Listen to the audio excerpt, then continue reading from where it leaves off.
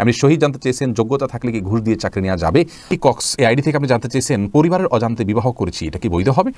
নাহিয়ান নওয়াল আপনি জানতে চেয়েছেন মুর্দার গোসল সহিভাবে কিভাবে করতে হয়? নিশাত আপনি জানতে চেয়েছেন বয়সের কারণে মাসিক বন্ধ হলে ওষুধ খেয়ে চালু রাখা যাবে কি? জামান জানতে চেয়েছেন বাড়িতে থাকা অবস্থায় মেয়েদের পায়ের টাকনো দেখা গেলে কি গুনাহ হবে? শামীমা নাসরিন জানতে চেয়েছেন ফরজ নামাজ আদায় অবস্থায় হায়েজ হলে করণীয় কি? না করে চলুন আপনাদের প্রশ্ন উত্তর দেওয়ার শুরু করি আমরা। ইয়াসমিন জানতে চেয়েছেন সাবিনা ইয়াসমিন জানতে চেয়েছেন মেয়েদের পিরিয়ড অবস্থায় কোরআন মাজিদ পড়া ও শোনা যাবে কি না? শোনা যাবে, কোনো অসুবিধা নেই। পড়ার ব্যাপারে ইখতিলাফ রয়েছে ওলামা ইকরামের মধ্য থেকে। বিন বাজ ইবনে উসাইমিন সহ আর রাহিমাহুল্লাহ সহ সৌদি আরবের স্কলারগণ জায়েজ বলেছেন, ইবনে তাইমিয়া আবু হানিফা রাহমাতুল্লাহ সহ বেশিরভাগ ওলামা ইকরাম নাজায়েজ হারাম বলেছেন। যার কারণে আমরা বলবো কোরআন না পড়ে শোনা এটা উত্তম এবং নিরাপদ হবে। আর এ বিষয়ে বিস্তারিত এবং বিশদ আলোচনা আমরা একাধিকবার করেছি। এমনি সুমন আপনি আইডি থেকে জানতে চেয়েছেন ধর্ম যার যার উৎসব সবার কথাটা সঠিক কিনা? মোটেও সঠিক নয়। ধর্মের সঙ্গে যখন উৎসবটা ধর্মের উৎসব হয় তখন ওই উৎসবটাকে ধর্ম থেকে পৃথক করা যায় না, বরং ওই উৎসবটা ধর্মীয় উৎসব হয়। বিধায় আমরা কোনো ধর্মের ধর্মীয় উৎসব উপলক্ষে যদি বলি যে ধর্ম তারটা তার আমারটা আমার, কিন্তু উৎসবটা আমরা সবাই মিলে করব, তাহলে আমরা বলবো যে কোনো রাষ্ট্রের যখন উৎসব হয় তখন আমরা কি এটা বলি যে রাষ্ট্র যার যার উৎসব সবার? এটা তো আমরা বলি না। কথার কথা আমাদের স্বাধীনতা দিবস বা বিজয় দিবস উপলক্ষে আমরা যে আনন্দিত হই অথবা আমাদের দেশে যে আয়োজন হয়ে থাকে, পাকিস্তান কি সেই আয়োজনে সামিল হতে পারে বা পারবে? এটা কোনো যুক্তিতে পড়বে না। অতএব যে উৎসবে শিরক করা হয়ে থাকে, আপনার তাওহীদ কে অপমান করা হয়ে থাকে, আপনার আল্লাহকে অপমান করার চেষ্টা করা হয়ে থাকে, আপনার আল্লাহর ব্যাপারে এমন কথা বলা হয় যেগুলো আল্লাহ অপছন্দ করেন, সেখানে আপনি সামিল হতে পারেন কিভাবে? বিধায় এ কথাটি মূর্খতা সুলভ কথা, এটা কোনো জ্ঞানী মানুষের কথা নয়। ধর্মে যখন উৎসবটা যখন ধর্মীয় হয় তখন সেই উৎসবের সাথে ধর্মের সম্পর্ক সরাসরি রয়েছে। নাহিয়ান নওয়াল আপনি জানতেছেন মুর্দার গোসল সহিভাবে কিভাবে করতে হয়? দেখুন, মুর্দার গোসল বিশুদ্ধভাবে করানোর বিস্তারিত বিবরণ আমরা বলার এখানে সুযোগ নেই। তবে আগাগোড়া তাকে ধৌত করতে হবে। তার যে সতর রয়েছে সেই সতরের অংশগুলো যদি ঢেকে রেখে তাকে ধুয়ে ফেলে দেওয়া যায় তাহলে সেটাই সবচেয়ে উত্তম হবে এবং ভালো হবে। এমডি আসাদুজ্জামান জানাচ্ছেন যাত্রাপথে কেবলার বিপরীতে পরিবহন চললে কিভাবে নামাজ পড়ব? ফরজ নামাজ হলে আপনাকে প্রয়োজনে নেমে যেতে হবে এবং সফর করার আগে আপনাকে সেভাবে পরিকল্পনা করতে হবে যে আমার নামাজের সময় আমি কীভাবে নামাজ পড়ব। গাড়ি থামানোর জন্য আগেভাগে গাড়িদের সাথে কথা বলতে হবে ওঠার আগে, অথবা আপনার নেমে যাওয়ার সুযোগ থাকলে নেমে যাবেন। আর যদি সেই সুযোগ না থাকে তাহলে সেক্ষেত্রে আপনাকে প্রয়োজনে পরবর্তীতে গন্তব্যে গিয়ে পড়তে হবে। ফরজ নামাজ কেবলা ছাড়া অন্য কোনো দিকে আপনি ইচ্ছাকৃত পড়তে পারবেন না। আর যদি গাড়িতে, এটা আমি ব্যক্তিগতভাবে অনেকবার করেছি, গাড়ি যদি কেবলার বিপরীত দিকে চলে তাহলে গাড়ির মাঝামাঝি দাঁড়িয়ে আপনি সালাত আদায় করতে পারেন। বিশেষ করে দূরপাল্লার গাড়ি যদি হয় বা ডাইরেক্ট গাড়ি যদি হয়, মাঝামাঝি যে ইয়েটা থাকে দুই পাশে সিটের মাঝামাঝি, সেখানে আপনি দাঁড়িয়ে কেবলামুখী অথবা বসে, দাঁড়িয়ে না পারলে বসে, আপনি যেভাবে পারেন সেভাবে কেবলামুখী হয়ে সালাত আদায় করবেন। কেবলামুখী 100% যদি নাও পারেন, 60-70% যদি কেবলামুখী হয় তবুও আপনার নামাজ হয়ে যাবে ইনশাআল্লাহ বিইذনিল্লাহ।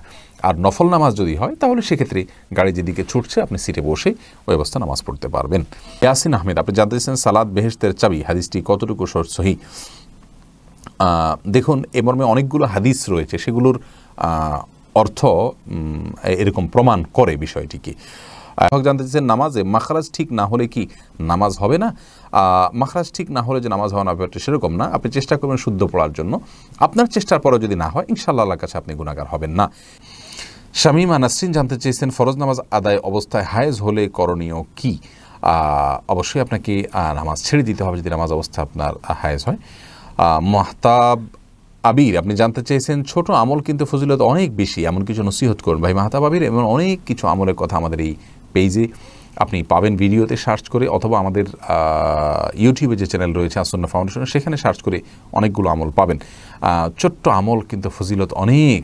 এরকম আমলের মধ্যে জিকিরের মধ্যে থেকে রয়েছে দুরুদের আমলটি, তারপরে আপনার সূরা ইখলাস পাঠ করার আমলটি, তারপরে আপনার সুবহানাল্লাহ বিহামদিহি সুবহানাল্লাহিল আযীম সম্পর্কে সহিহ বুখারীতে আসছে রাসূল আকরাম সাল্লাল্লাহু আলাইহি ওয়াসাল্লাম বলেছেন এই দুটি বাক্য বলতে অনেক সহজ কিন্তু মিজানের পাল্লা অনেক ভারী হয় এবং এটা আল্লাহর কাছে অনেক বেশি প্রিয় হয়। এরকম আরও অনেক আমলের কথা বলা হয়েছে। জুমার দিনে মসজিদে আগে আগে যাওয়া, সেটারও অনেক বেশি ফজিলত রয়েছে। অতএব সে বিষয়গুলোকে আপনি জেনে আমল করবেন। তৌফিক বিশ্বাস আপনি জানতে চেয়েছেন জানাজায় জুতা বা স্যান্ডেল পরা বা খোলার বিধান কি? জুতা বা স্যান্ডেল খুলে জানাজা পড়তে হবে এমন কোনো বাধ্যবাধকতা নেই। জুতার তলায় যদি নাপাক থাকে তাহলে সেক্ষেত্রে জুতা খুলে নামাজ পড়া উচিত। আর যদি নাপাক না থাকে, সাধারণত নাপাক থাকার সম্ভাবনা কম থাকে, নাপাক যদি কোথাও লাগেও সেটা আমরা অনেক দূর পথ হাঁটতে হাঁটতে কিন্তু সে নাপাক দূর হয়ে যায়। বিধায় সাধারণত সচরাচর আজকাল রাস্তাঘাটে যে নাপাক পড়ে থাকে তা তো না, কাদা ময়লা লাগা এক জিনিস, আর নাপাক লাগা আর নাপাক মানে হলো মলমূত্র লাগা। মলমূত্র লেগে থাকলে সেটি ভিন্ন বিষয়, তাহলে সেক্ষেত্রে খুলে নামাজ পড়া উচিত। আর যদি সেটা না লাগে তাহলে ওইটা খুলে নামাজ পড়তে হবে, এমন কোনো জরুরি না। আমাদের দেশে অনেকে কিন্তু জানাজার নামাজের সময় জুতা খুলে তারপরে জানাজার নামাজ পড়েন। এরপরে আমির সোহাগ আপনি জানতে চেয়েছেন কারোর সাথে কোনো অন্যায় করলে যদি ক্ষমা চাওয়ার সময় বা সুযোগ না থাকে তাহলে করণীয় কি? দেখুন, যদি কারোর সাথে কোনো অন্যায় করে ফেলেন এবং তার কাছ থেকে ক্ষমা চাওয়ার সুযোগ না থাকে, আপনার উচিত হবে তার জন্য আল্লাহর কাছে মাপ চাওয়া। আল্লাহ মাগফিরলাহু ওয়ারহামহু, আল্লাহ আপনি তার জন্য তাকে ক্ষমা করুন, আপনি তার প্রতি রহম করুন, তার জন্য দোয়া করবেন। তার জন্য যত বেশি দোয়া করবেন, তার জন্য তার কাছে যত বেশি ক্ষমা চাইবেন, রহমের দোয়া করবেন, ইনশাআল্লাহ বিইذনিল্লাহ আল্লাহ রাব্বুল আলামিন বিষয়টি আপনার জন্য সহজ করে দিবেন। অতএব কিয়ামতের ময়দানে আপনি দুনিয়াতে যদি আল্লাহকে খুব বেশি সন্তুষ্ট করে যেতে পারেন, তাহলে আখিরাতে আপনার প্রতি অসন্তুষ্ট যারা আছেন, কোনো হক আছে আপনি দুনিয়াতে পরিশোধ করতে পারেননি, সেই না পারা থেকে আপনার ভেতরে অপরাধ বোধ জাগ্রত হয়েছে, আপনি আল্লাহকে খুব বেশি সন্তুষ্ট করার চেষ্টা করেছেন, আপনার ভিতরে ভয় কাজ করেছে।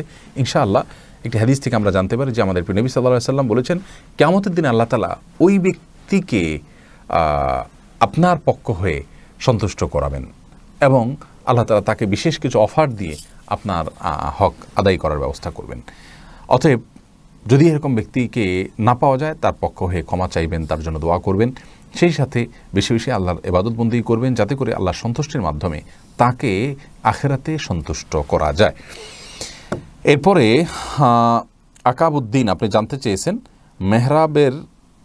মেহরাবের টাইলস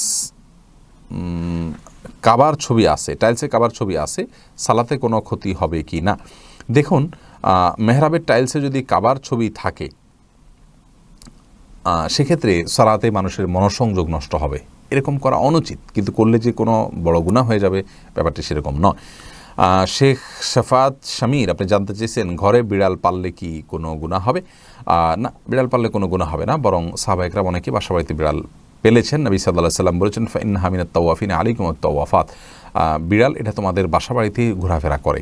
এই হাদিস থেকে বোঝা যায় নবী সাল্লাল্লাহু আলাইহি ওয়াসাল্লাম সেটাকে অনুমোদন করেছেন, এটি জায়েজ আছে, কোনো অসুবিধা নেই।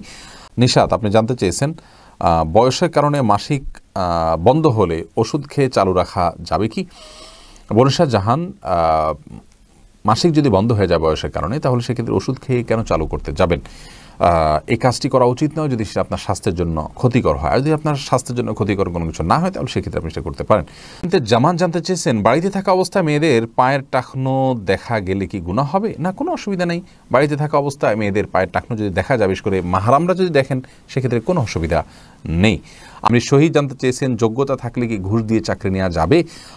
ভাই শহীদ, যোগ্যতা যদি থাকে এবং ঘুষ দেওয়া ছাড়া আপনার চাকরি না হয় এবং আপনি যোগ্য তারপরেও চাকরি হবে না কোথাও, এরকম সিচুয়েশনের মধ্য দিয়ে যদি থাকেন আপনি, তাহলে সেক্ষেত্রে বাধ্য হয়ে ঘুষ দিলে আপনার জন্য সেটি জায়েজ হবে, কিন্তু যে ঘুষ গ্রহণ করলো তার জন্য সেটি সর্বাবস্থায় হারাম হবে, যদি সে ঘুষ তার নিজে থেকে গ্রহণ করে বাধ্য না হয়ে।